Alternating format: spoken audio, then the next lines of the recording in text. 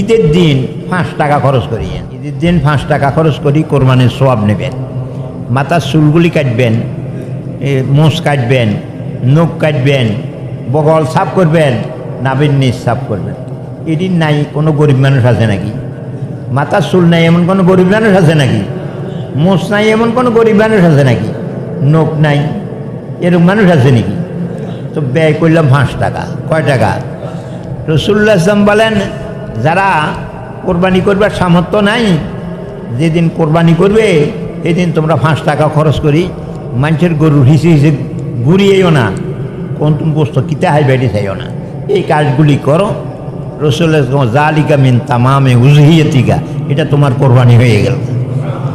ঈদের দিন 5 টাকা খরচ করি, ঈদের দিন 5 টাকা খরচ করি, কোরবানির সওয়াব নেবেন।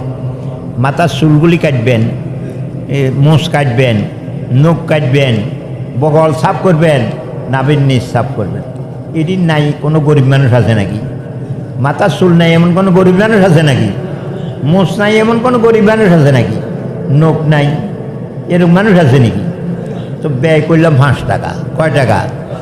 রাসূলুল্লাহ সাল্লাল্লাহু আলাইহি ওয়াসাল্লাম বলেন, যারা কোরবানি করবার সামর্থ্য নাই, যেদিন কোরবানি করবে সেদিন তোমরা 5 টাকা খরচ করি মানুষের গরুর হিসে হিসে ঘুরিয়েও না, কোন তুমি বস্তু কিতে হাই বেড়ে চাইও না, এই কাজগুলি করো।